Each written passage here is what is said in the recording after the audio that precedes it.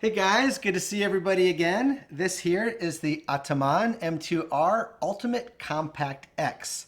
It's been designed and manufactured in Russia. And this one here came to me by way of Airgun Pyramid Air, who is the North American importer and distributor for the brand. So today I'm going to get you through what this is, and then I'm going to share with you what I've learned about it so far. But before you stick around for this video, this is not my primary YouTube channel. This is more of an offshoot classroom setting where I can bring you guys, my audience, in on my discovery and approach so far, as I've learned my way up to this point before I film the full review of this gun over on my primary YouTube channel, the Airgun Exploration and Advancement channel, also called AEAC Home. It's over there that you'll get full product reviews of guns and scopes and compressors, coverage at trade shows, factory tours from around the world, shooting events from all around the country. All that good stuff is over there. This here is more of a casual classroom where I can kind of bring you through my learning thus far, okay?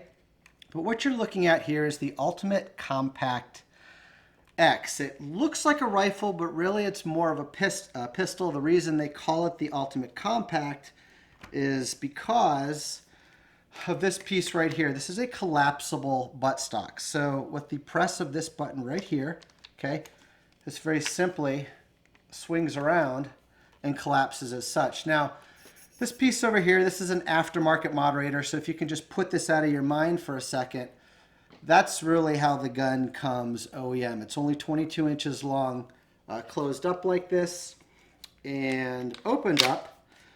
It can be between 32 and 34 inches long because it also takes advantage of a telescopic stock. There's 34 inches, never mind the moderator, and there's 32 inches. I like it in between. Now, if you're shopping and you see the Ultimate Compact, and then you see listed underneath it or above it the Ultimate Compact X, the difference between the two is this cheek piece right here. On the X model, which I'm guessing is the newer model, this cheek piece is adjustable for height, and it really works like this. You'll see this little button over here. There's one on the other end that works just like it. You simply squeeze it in like so, and see if I can do this right here without messing up my deal. Oh, there it goes. So you squeeze it in, and then I can adjust this up and down. It's really an easy thing to do. It's just cumbersome with all of this hoopla going on over here. And I like it kind of on the number 3 setting. Now, this is a very high quality air gun. You're in about the $1,200 price point here. It is fully regulated. Takes a 300 bar fill, but we'll get into all that. It takes advantage of a Lothar Walther barrel, but it's a very, I'm trying to think how to put this. It's a substantial gun. It doesn't feel junky or chintzy or poor quality. You can tell there's a lot of over engineering that has gone into this for strength and longevity. And when I kind of became aware of that, I headed over to the Ataman website and I did some research. And they've got some crazy statistics up there, like where they cycle their guns through like 10 or 15,000 shots, something goofy like that. Make sure they're all flawless. Make sure they all shoot really, really well out to 100 yards. Now, this one being it looks like a rifle, guys, but I think it's really more of a pistol. And the reason I say that is your barrel starts about right here, and it ends right about there. Okay, so that's not a whole lot of barrels. So I'm really, normally, if you guys are new here, when I get the guns out to the reviewing portion over on the other YouTube channel, I like to test all the rifles, all the PCPs at 50 and 100 yards. All the springers I do at 25 and 50, and all the pistols I do at 25 and 50. So I'm really kind of torn on where to go with this. I'll probably start out at 25 and 50. Probably shoot a group out at 100, and if it's able to hold it together that long, which I don't expect it will, but it may, just because it's not designed for that, I'll go ahead and show that. But the shooting system is absolutely true, but enough about that. We'll get into that in a moment. The gun itself weighs only 6.4 pounds, scoped up With these mounts, it comes in at just 7.4 pounds.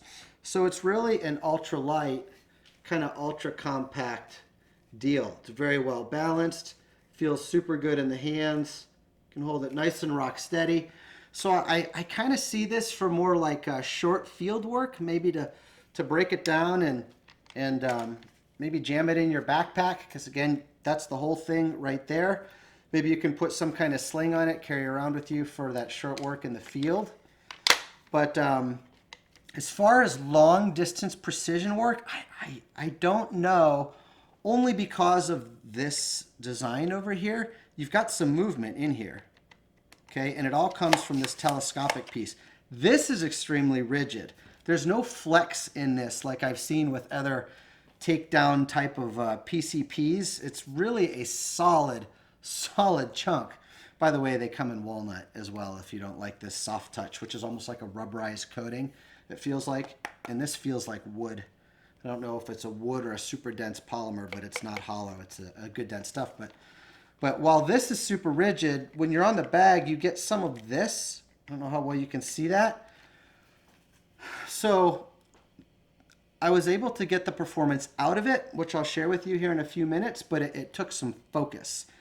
This piece all up here, the barrel and everything else, is extraordinarily true. Like if I do my job, I can put 5 2.2 pellets inside of a 2.2 hole repeatably, very easily out to 25 yards. So the engineering is sound, okay? Gun comes in 177 2225. This one's a 2.2. I asked for this caliber. I felt like it would be appropriate.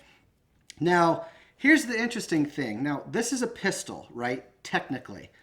But there's a lot of power coming out of this gun. I mentioned before it's regulated.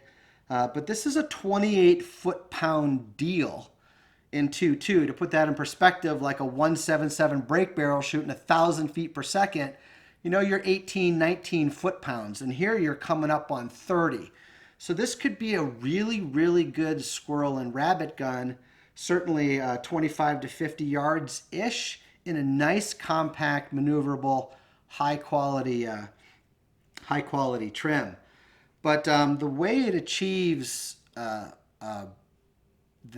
power level out of such a small barrel is it's really fond of the air.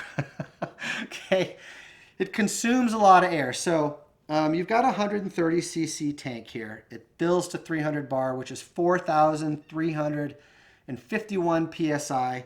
I filled it to that every time. I got 27 to 28 good shots on the regulator, filling to 300 bar, and it tended to kind of fall off that flat line at around 100, 105 bar, depending on the weight of the pellet. So 27 to 28 foot-pounds was the average. So that's the number of shots you're going to get. Now, if you want to hand pump this, you can. I did some experimenting from 200 bar on down, and you're going to get about 12 good shots on that regulator at that 28 or so foot-pounds. Now, the regulators that Ataman, God, I almost did it, and there's a story there. The regulators that Ataman are using, it seems to be a very happy regulator, and this is what I mean by that.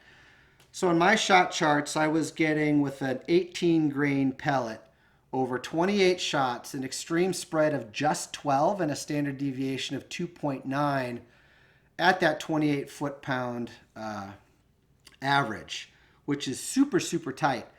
A 15.89 grain pellet getting very similar, getting about an 18 foot per second extreme spread with a, from memory, 3.6 standard deviation for about 27 shots on that regulator. And that's normal. Normally, the heavier you go in the pellet, the more shots and you can stretch out of a gun, and also the more so you can collapse that extreme spread and standard deviation. Like if you guys don't know it, a lot of the tricks that some of the dealers use is they'll use a heavier pellet with their advertised shot charts because it tends to kind of slow down all that mechanism inside and increase efficiency, tightness, and you know, the number of shots and these types of things. But it's pushing an 18 grain to 873, no, excuse me, an 18 grain to 837 average. So perfect, right in the sweet spot, right? What have we learned? 800 to kind of 870 is where those Diablo-shaped pellets want to live. And it was pushing that 1589 to 873-ish, something like that, is an average. So that's zooming pretty good, right up on the sweet spot. I tried the 14 grains, and they seemed to do fine with them, but I didn't like that they were coming up on 900 feet per second. I felt like normally when that happens with a pellet, you start to lose stability at 50 yards. You may get, 4, 5, or 6 good ones, and then you'll get 3 that kind of do their own thing. That's because the pellets stop doing this and they start doing, that going down range. But that's kind of the gist of the gun itself. There was a lot of learning going on. I probably spent 3 or 4 full days in the backyard learning it, because there are a couple pitfalls and piles of quicksand that you can get sucked into here if nobody teaches them to you. And one of them revolves around the magazine, and the other revolves around the moderator up here. Now the gun will come to you with this little plug, just kind of that sits right in here. And at 28 foot-pounds with this little barrel, it barks pretty good. The barrel it's a Lothar Walther. It is choked. It is fully shrouded. There's some kind of fluting up in here that almost looks like the inside of an automotive muffler, but it's like really fanciful looking. But you're asking a lot, for this little bitty volume area and that little fluting to absorb much noise, and it doesn't absorb much. It's got quite a good snap to it. Good news is there's aftermarket solutions if you want to quiet this down. I went with the Donnie FL Sumo, which is what this is here. This is actually the 25 cal on a 2.2 gun. I started out with the 22, and I ran into some clipping. As you can see, they've got all sizes here. And what clipping is it can be 2 things. Sometimes when the pellet clears the shroud and enters into the moderator, sometimes that pellet will get into the walls of the moderator. And I was actually seeing evidence of it clipping on its way out, and I could also see that in my points of impact downrange. The sound level going from the OEM trim down to a 22 moderator is like unbelievable. I'll get the meter out on it, in the full review here in a week or so, but I wouldn't be surprised if it's 85 decibel-ish down to low 70-ish. Like I'm expecting a pretty big jump. I could be wrong, but I'm expecting a 10 to 15 decibel improvement using the 25. The 22 was extraordinarily quiet. Going up to the 25, so I didn't clip anymore.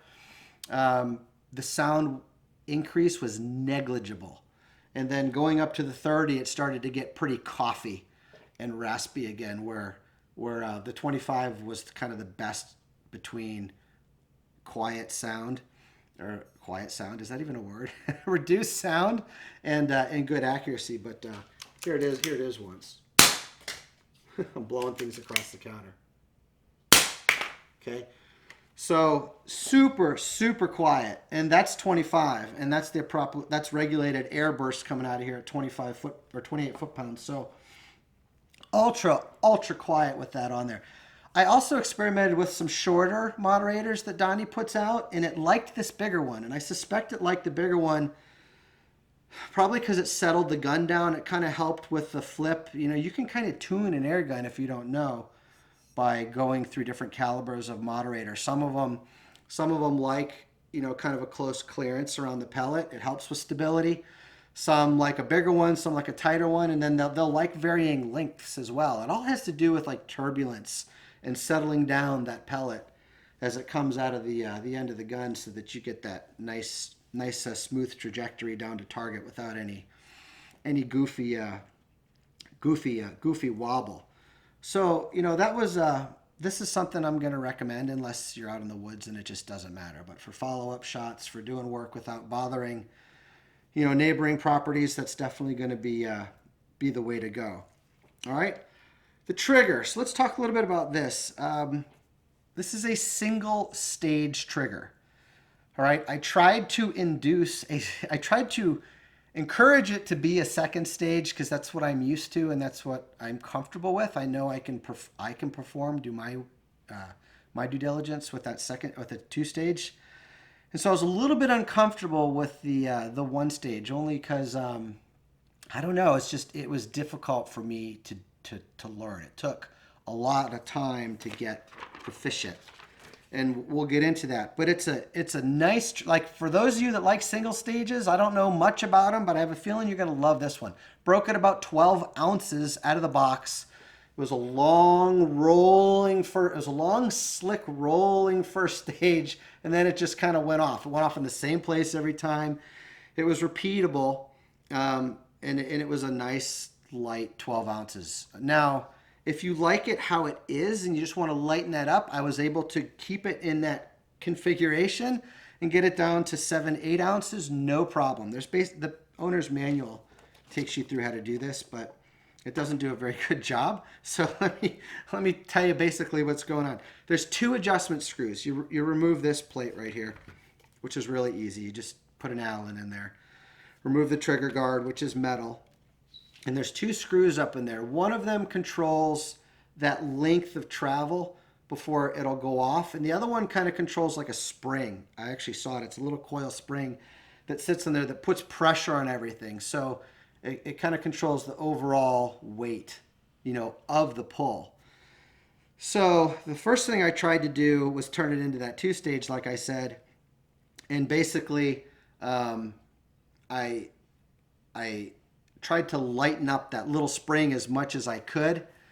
And so that, that would be like my little first stage. And then, I could get it to go through that travel and go off, but it didn't want to do it.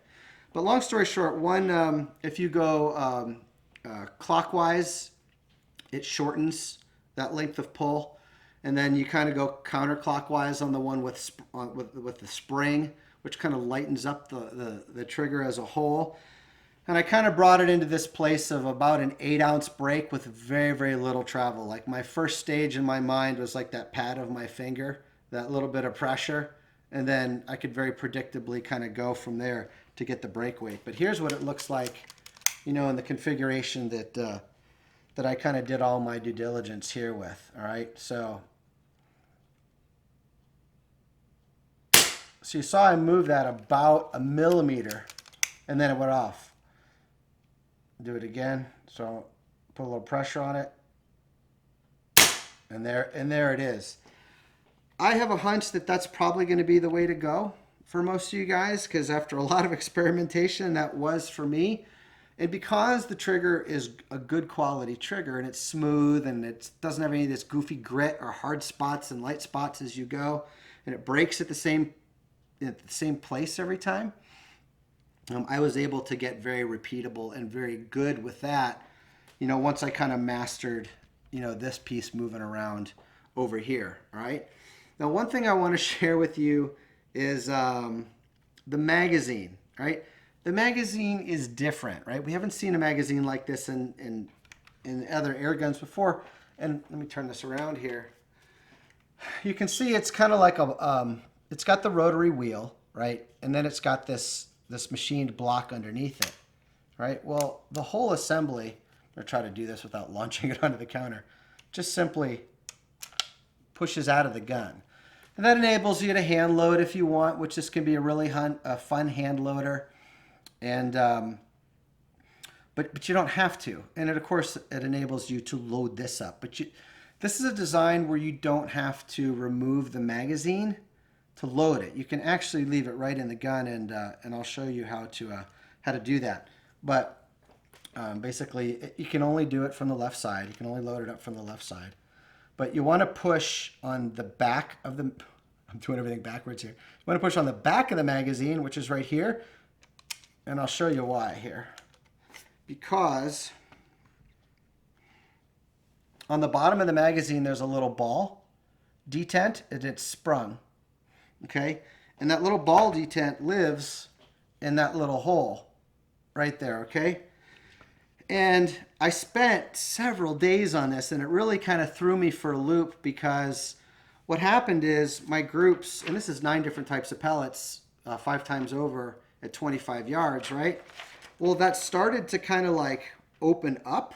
Here's like a nice opened up version of that over time. And I knew my barrel was in a good state of cleanliness, and I had resolved the clipping issue, you know, going to the 25 from the 22 on the Donnie. So I knew it wasn't that, and I was just pulling my hair out, and I was like, what the heck, you know?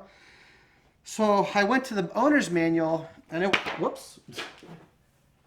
I went to the owner's manual and went to the troubleshooting guide, which was in it, which is really good. And it says safety is on. Well, no. Air pressure is low. No. Side slot properly closed and locked. Yes. Using correct ammunition. Yes, I had done my homework there. Barrel requires cleaning. No, it didn't require cleaning. I was in good shape there. What happened was this magazine kind of fell out of adjustment. And let me show you what I mean by that. So like, Ataman, you need to put like one more little X over here. Magazine adjustment, or magazine out of alignment. You know, there's nothing in the manual. Help us, right? So, but here's basically the experiment that I did. And this is really kind of interesting. So with this Allen right here on the other side of that detent, okay, if I take a screwdriver, let me put this back in here, and I start working that Allen clockwise, it slowly compresses that spring in there, which kind of drives that, which increases the force on that ball detent. And I'm going to show you how this magazine kind of moves around here.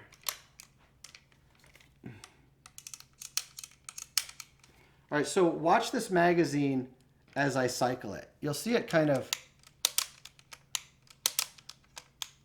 I'm going to hold this at different angles so you can kind of see it bouncing around. Maybe you can see it at this side better.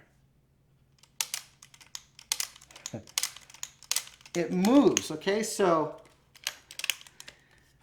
you will get a varying point of impact depending on the adjustability of, or how that spring is pressurizing that ball detent. So I ran an experiment. Like, see, what basically happened is I started noticing that every fourth shot in the 10-round magazine would throw. And then that kind of like tipped me off. Well, that's something with alignment with the magazine, right? So this is what I did. So we're gonna go like this with my teaching prop. All right. So you see, there's 3 there and 2 there. All right, and it slowly worked itself into this over about 500 shots. Okay. So then what I did was I went about you know, a half a turn clockwise on that screw, and I noticed things tighten up. For the next 5, I went another half a turn, and then look how tight it got again. And then I went another half a turn, and then look how tight that one is. So to go from this to this, just from tightening that, told me that there's a sensitivity that you need to make sure your magazine is properly adjusted to get the accuracy out of the gun. So if it starts getting weird on you, start working that screw in.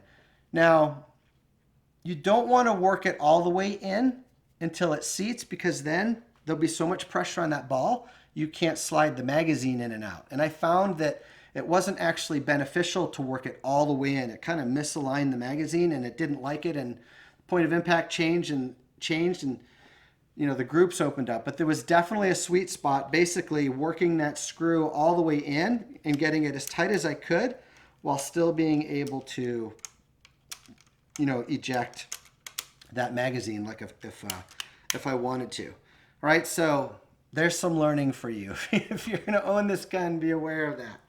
All right, now, so the magazine, what is really cool about it is it's built like a brick shithouse. I mean, it's a tough, well-designed magazine. At least to me, that's how it came off. And I think it's designed to be kind of left in the gun, because if you look from this angle here, it's really easy to load the pellets as you go. So I wound up just like leaving it in there all the time for my little 5 shots once I figured all this out. But basically all you do is, it's a spring-loaded mag, so you can index it. Yeah, so I'll put a pellet in, I'll put another one in right on top of it. Oops, it helps if you, yeah. and then you just move it once, put in another pellet, move it again, put in, and you just keep adding pellets. You're kind of loading the wheel right in the gun as you go. And then as you fire, it just resets itself. So I think that I'm guessing that's what Ataman had in mind in regards to that design. Now, speaking of why I keep calling it Ataman, so this gun's been around for 2 or 3 years, and I kept calling it Ataman because that just seemed natural to me. And then, I watched some reviews, and I saw some reviewers calling it like Ottoman, like like a piece of living room furniture, like an ottoman. And then, so I called Tyler over at Pyramid, and I'm like, "Hey, man, what's the proper pronunciation of this thing?" And he goes, "I think it's Ottoman." And then, of course, my wife is from Ukraine, and her whole she moved here when she was 7 years old. Her whole extended family is here in Tampa Bay, and they all have that thick Russian accent. For those of you that may not be up on the history, Ukraine was part of Russia until 1991 when they became their own country and separated. So they all kind of sound the same to me. But my wife kind of overheard this conversation with Tyler, and she's like, in Russia, there's no ah. There's no ah sound with the letter A. It's all ah. So she's like, I think it's Ataman. And so then what I wound up doing is I wound up calling Rustam, who's the product manager over Ataman in Russia, and I asked him to give us a proper pronunciation. So here it is. Let me just kind of play it for you. Hey Steve and all the AEAC fans, greetings from Russia. This is Rustam from Ataman, and the correct pronunciation of our brand name is Ataman. I hope you're enjoying the video. We surely do. Thanks.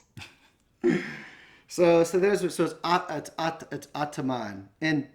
And so why does it even matter? It doesn't. You should call it what you want. But for those of you that have been following me for a number of years, y'all know that one of my audience's favorite things to do is to call me out on how I mispronounce these names. But in my world travels, like at SHOT Show and IWA and going to the different factories, I talk to these manufacturers, and I like to pronounce it properly so that you guys know how they say it in their native tongue.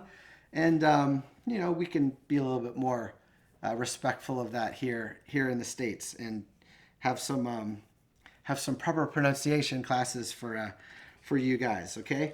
But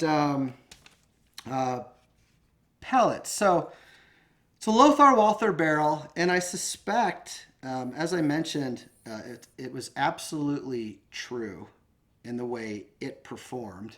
Notwithstanding this little bit of movement here. So if you can get comfortable and lock things up, you're gonna get the accuracy performance out of the gun that you want to. But I suspect that out of the manufacturer, when I say the manufacturer, I mean Ataman in Russia, that they're polishing the inside of these barrels.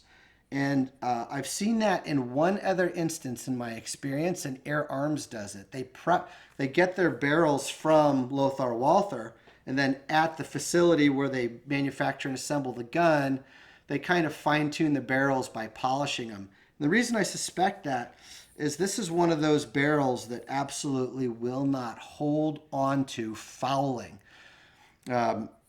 It just doesn't. And those Air Arms are the same way. And when you pull patches through, it feels like you're pulling a patch through a tube of medical polished glass. I mean, it's just insanely slick. And the beauty therein is you don't get the fouling. And it kind of circles back to on Ataman's website, where they're like, you can put like 10,000 shots through without any diminished accuracy. And you guys can read that on your own, but that kind of all supports the idea of why they do that. And after like 500 patches, I was pull 3 and clean, and I wasn't getting lead out of it. I was only getting graphite out of it. And with a lot of other barrels like the Avenger that we did a couple weeks ago, when I pulled that baby, that thing was loaded with metal lead flake as well as as well as, you know, all the graphite and the lube that these pellets, powder graphite and lube that these pellets come in. So you know, that's a nice thing for you guys. It means less work. It means more repeatable accuracy long term. It's not going to foul up and diminish, because what do we talk about? What do I talk about all the time? One of the ways I get the performance out of these guns that I do is I spend the time learning them, and I learn what state of dirtiness or cleanliness these barrels like to live in before I go out and I film my groups. Sometimes it's 20 shots on a perfectly clean barrel. Sometimes it's 500 shots on a perfectly clean barrel. They all like to live in different areas, but these ones, these Lothar Walthers that these factories have gotten keen on polishing, they do really, really well long term without you having to do anything with them, and that's a nice deal. So accuracy, okay. Typical Lothar Walther, liked some JSB, liked some H&N, okay. Did really well with the JSB 18 grain. 5 at 25, did really well with the JSB 1589. It liked just as well the Air Arms variants of those, which is the Air Arms 16 grain and the Air Arms 18 grain. If you guys don't know it, these are made by JSB in the Czech Republic in Bohumen. But Air Arms has their very own dye. So if you ever like look at one of these pellets closely compared to their sister pellets by JSB, the skirts actually look different, and that's because Air Arms has their own dedicated dye that JSB uses only for their pellets. So sometimes you'll get a gun that likes one and not the other, and vice versa, so it's always good to experiment. This one did great with them both at 25, so we'll have to move that out to 50 to see what it preferred, okay? Lothar Walther barrels almost always like Barracudas. And surprise, right? This one did very well with the H&N Barracuda, right? That's a 21 grain, all right? It also really liked the 18 grain H&N Sniper Magnum. If you're not familiar with this pellet, they make these in a medium and a light, depending on the calibers, and then the Magnum. And these are like another staple go-to pellet for me, like a JSB 16 or 18. Guns almost always do well with this and the Barracuda, okay? Also did pretty good with this nasty little Terminator. So if you got some short work to do, be a great one to shoot. It fed very well with these as well. And to my surprise, I ran some Crossman through it. It did not like the Crossman Premier hollow points. It didn't like the Crossman Premier domed, but it did like the Crossman, I don't even know what they call these things. It doesn't say. It just says 14.4 grain. So I think they just take a Crossman Premier dome and they coat it in copper. And that little bit of clearance, the gun really tended to like these. Now, you're not going to get the consistency out of this as you would an H&N or JSB, because this is a lot less expensive.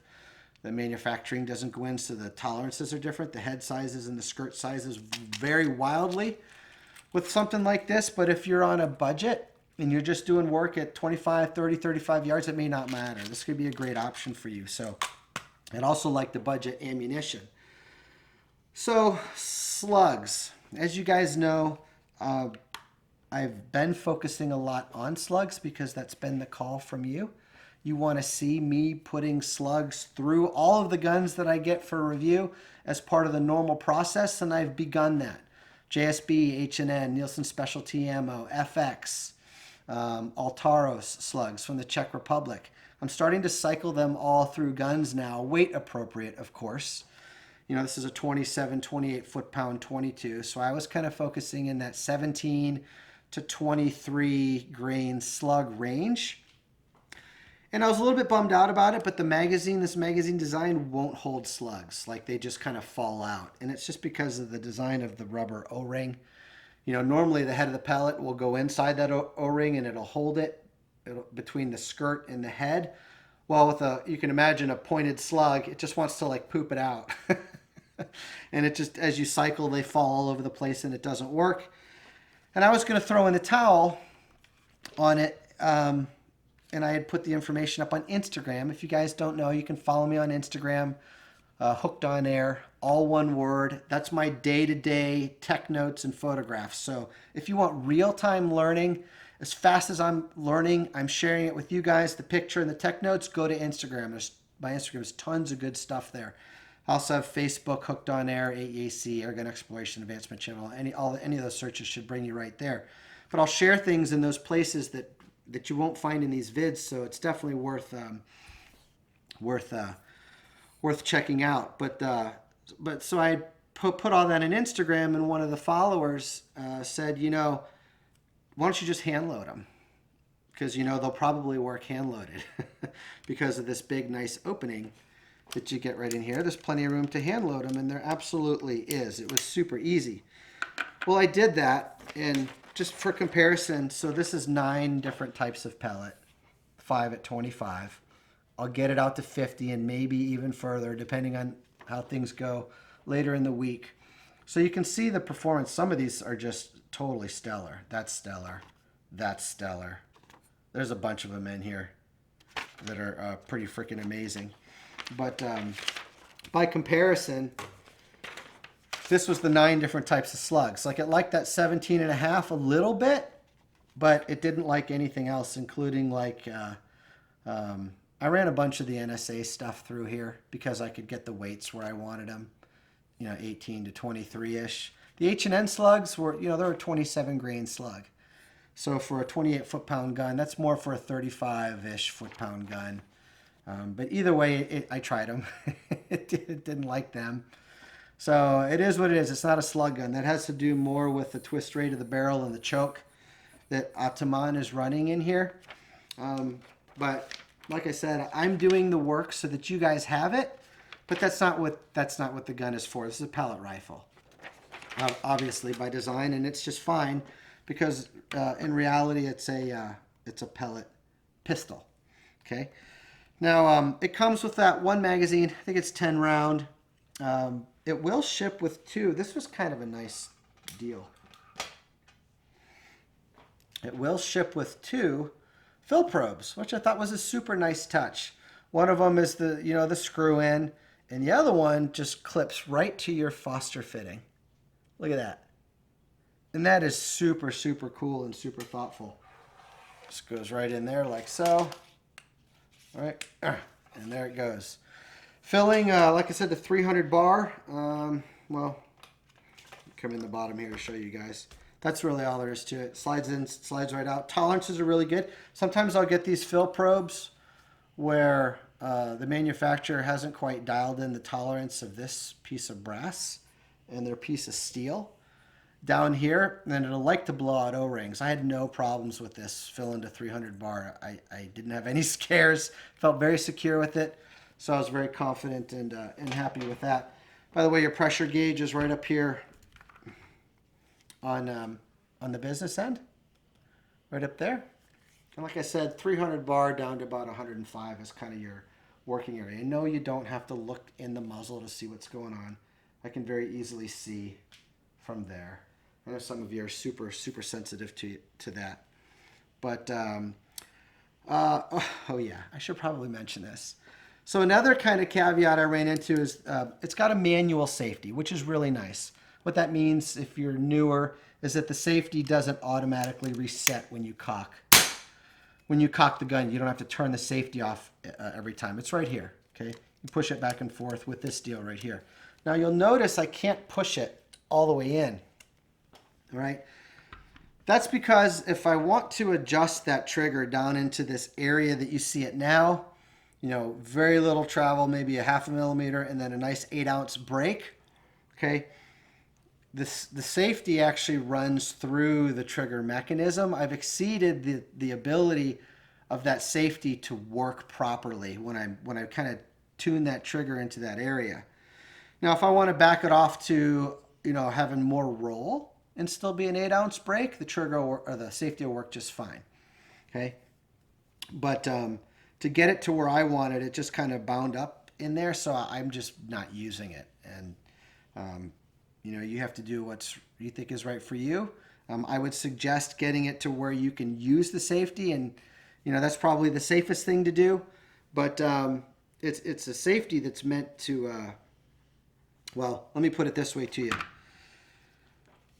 If I remove this screw, one in here, and this one, that's what you need to do to get the stock off. But before the stock will come off, you got to get the safety out. It very simply just pokes through.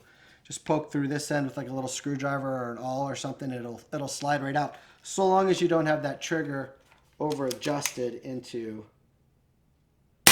that sweet. I just got to show you this from this side so that you guys can see this. All right, so here's how nice this is. All right, it's a pro grade trigger. It's just a first stage deal, and I think when you get out of hunting, like a lot of match grade rifles, are single stage triggers. Did I call it a first stage trigger? Sorry, it's early. Are single stage triggers. So I suspect that'll appeal to a lot of people, but that's I think that's all I'm going to say about the trigger. Right? It works for me. It's just not something that I am particularly excited about. What I am super excited about is this right here. Okay, this is Optison's new CP 3-12 by 32 CP scope. CP I think stands for compact. This thing's amazing. You're only about the $320 price point in this scope, but it's got the glass and it's got the coatings and it's got the stainless steel turrets and all the things, the 10-year warranty, the amazing mil-dot reticle that you're going to get in their EX and EVX line, which is their 350, 400, 450 line of scopes, and they've squeezed it into a 9.5-inch deal. Okay. Now, what's really interesting about Optison is they spent it was a full year with the British HFT championship shooting team, with that team basically molding this scope into their needs, which I thought was super, super cool. So a lot of the tech and a lot of the importance of what would be important to a championship HFT shooter has been designed into this scope. And I don't want to get too technical with all that, but basically they want a small light scope and they don't want any parallax movement. That's their whole thing. Like, they don't want to be up here, moving their eye around and seeing that reticle dance around on the target when they're perfectly still. And that's tough to do on the smaller stuff. But basically, by shrinking the bell and then advancing the coatings on the lens to keep the brightness on the shrunk bell, they were able to get the performance out of the scope. And I'll tell you what, guys, this thing is absolutely gorgeous. And I had mentioned before, the gun is only 6.4 pounds with scope in these big offset, not big, but these larger than normal offset mounts by Sports Match. This is their HETO 68C mount. It only added like a pound with the two together, and at 9.5 inches, this thing is bad to the bone. It's beautiful. Now, they're just now coming to the States. The first shipment was supposed to arrive mid-August, so just a couple of days from now. And I'm told you can get them at Utah Airguns, Trenier Outdoors, Southern Precision Air Weapons. And, that's where to go for the scope, and you're about the $320 price point. But I actually called Lily, and Lily is of the Optison family. Like, if you're not familiar with the Optison brand, I've spent time with them at the Rocky Mountain Airgun Challenge, making a video where they bring you through their product line. You can get to know them. I did the same thing at SHOT Show in Las Vegas with them, which is a big international trade show for guns. I did the same thing at the EWA Outdoor Classics with them, which is the big the SHOT Show equivalent that's over in Germany every year, the big outdoor shooting sport trade show. And so I've got videos of them and the family over on the other channel, AEAC, where you can get to know them. But I called Lily, and I thought it would be a nice treat for you guys just to hear from her. I caught her right in the middle of her workday, so she was gracious enough to give me this. But here's a little soundbite from her to you guys. All the AEAC fans, this is Lily from Optison family. We hope you are all holding up well during this surreal time. We are happy to let you know that our CP scope is finally ready, and we are in the warehouse packing them now. but first it will be available in Europe, and then in 2 weeks we will have them ready for you in the United States. The scopes we put a lot of effort and developed since 2018 with the UK champion teams. They are all multiple champion teams. Excuse me with the background noises. Steve called me in the warehouse working here. We hope you enjoy the compactness, the new design, the minimal parallax that we put squeeze everything into this little scope, but at the same time it's really rigid, and together we put a lot of effort from design, machining, engineering, and then assembly and packaging, and we hope that you enjoy that. So we send you our greetings from Berlin, and hope you're all well and enjoy the video. And thanks for the long times, for the long support to AEAC. Cheers. So they're a great family, guys, and it's been a long time since I've been this excited about a scope. I mean, this thing's amazing. What she forgot to tell you is that it's also Springer rated. They spent a year with these scopes on Springers with that British HFT shooting team, and no problems. And when you like feel it and handle it, it's a robust piece of machinery. So the packaging, the new packaging they've got for it is pretty badass too. I know that's kind of nor here nor there, but you know, as a consumer, that gets me excited when I see nice packaging. It comes with little caps, and it comes with like I think a 2.5-inch sunshade and some other cool things. It's a nice deal, and I think you're only about a week out from being able to get them. But I think this is going to make a lot of people happy, because when I'm using this scope, it's giving me everything, at least so far at 25. I got to get it out to 50 and 100, do some more due diligence. But it's giving me everything I'm getting in a bigger scope. I'm saving the weight, I'm saving the bulkiness. And as you can see on a little rig like this, it makes all the difference. And I think that's going to make a lot of difference to owners as well. I don't want to get too wordy here on the vlog. I know my vlogs typically run long, but I do want to talk a little bit about, I want to circle back to that quality piece. All right. When you handle this gun, it's very obvious to me. It's like I said, that there's been a lot of thought put into making it what it is. And what I mean by that is this cycling. I'll just shut up here for a second. It's incredibly slick and light. And you know, those are things that actually matter to me. Like when I'm sizing up my ownership experience with a gun, you know, it all kind of comes together. You know, what's the shooting experience like? You know, is it like being on a clacky old locomotive, or is it like, you know, handling a finely tuned jewel type watch? And that's kind of that's what I get out of everything with this gun, including this little breakaway here. I'm going to show you this from another perspective. Look how incredibly rigid that joint is. And this is a solid piece of, I don't know if it's steel or what, but you can feel it. Okay, it's not toy grade. This is tough stuff. You know, yeah, you still get the movement no matter where you go with a telescopic lens, but you know, I don't think it's going to matter to the field shooter. Me, I'm super particular. You know, I want to put them all like literally in the same hole at 25 yards, and I get frustrated when here's a perfect one. That's like what I'm always trying to do right there. I want to see 5 go in the same 2.2 sized hole at 25 yards, and I get frustrated when I can't. How does that translate into the real world hunting? It doesn't. As long as you can get everything in a quarter, you know, you're probably fine. For the small game, we're going to use a 28 foot-pound rifle with. But oh, I have a show and tell for you guys. So I got this from JSB. 25 slugs, I guess, are coming. This was I had a couple of these shipped directly from the manufacturer in the Czech Republic, And this is their new 25 slug.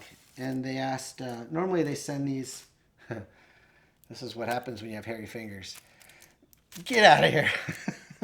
Normally they send these when they want, when they're getting close. They did it with the Hades. When they were getting close on the Hades, they did it when they were getting close on their 2.2 slug.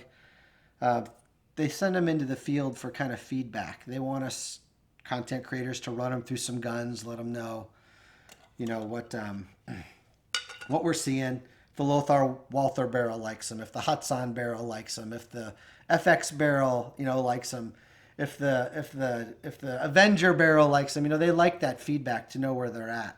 But there it is, 25 slug. It's coming. Woo! It's coming all over the table. All right. But yeah, honey, do you want to make a guest appearance? No. Come on, don't be bashful. I want to make a guest appearance. Come out here. My phone is broken. So I want to show Katya off a little bit because I think it's kind of cool that I'm able to review a Russian-made gun. And for those of you who don't know, Ataman has really gotten behind AEAC, and I've actually got 4 of their guns here. I'm not allowed to talk about 2 of them just yet, but the BP-17 is here for review as well. But my wife is Ukrainian. Which is not the same thing anymore, but that's okay. But that's not okay. You know, when we heard Rustam, I'm her family. They all talk like that, so it was just very familiar. Thank you. Yeah, they didn't have the movie star voice like Rustam has, the Russian movie star voice. We have the Star Trek Anton Chekhov accent. Yes, exactly. Yeah. But do you want to say anything? No. I know you don't. You're always so shy. I'm not shy. What am I going to say? Say Привет, Ataman. yeah. Say thank you for allowing us to review your products. Can we do that? No. Yes, you can. No. I don't know how to say product. Guns. Pistolete? Yeah, use that. It's a pistol. I don't know, babe. No. Okay. No. She's being shy. Спасибо большое, Ataman. Yeah. We appreciate you guys and thank you. And I've made the vlog longer than I wanted to. Yeah, 55 minutes. I've been timing you. Oh my God. I meant for it to be 15. There's just so much to talk about. I've had to be in hiding that whole time. Yeah. But I think we covered a lot of it. That's the broad stroke. So later in the week, I'll get it out and do a full review. You can catch it over on the other channel. So that'll include lots of shooting in groups if you guys are new around here, as well as show you around the gun and how to make it all go. Don't we have some Ataman products? You're not allowed to talk about I'm some of not that. talking about it for the show and tell on our Ask AEC. That's what you're not allowed to talk about right now. Right. The one I'm not allowed to talk about. Yeah. Maybe I'll speak some Russian there. That'll be exciting. You're so shy. Shut up. I mean, this girl's like all day long with her mom and dad on the phone, or her brother and her grandfather, but you get out here and you just... That's because these people actually are native Russian speakers. I was 7 years old. So you're embarrassed that you don't have it right? I have an accent when I speak Russian. That you don't worry about And my it. mom makes fun of me all the time because I make up words on a regular basis. Yeah. The thing of it is, for a guy, the Russian accent, and a woman, you just goosed me. And goosed you? Yeah. Is incredibly sexy. Well, I don't have a Russian accent. Oh, you do when you start talking it. Okay, anyway. Anyway, so I was trying to show her off, but she's not going to make an appearance for us today. But, Yet. Thanks, guys. Whatever you're doing, wherever you are, hope this video brightened your day a little bit. Weather permitting, we are in rainy season here in Florida. But it hasn't been raining. Yeah, well, we got rain the other day, but it's been hot as balls. Hot as balls, but super dry. I'm going to get out and film this Hot week. as balls in a sauna in tidy whities that are made out of polyester. It's been really hot. Thanks for the... It's been really hot. What do you know about balls and tidy whities? I imagine it would be really hot. See you later, guys. Have a great week. Bye.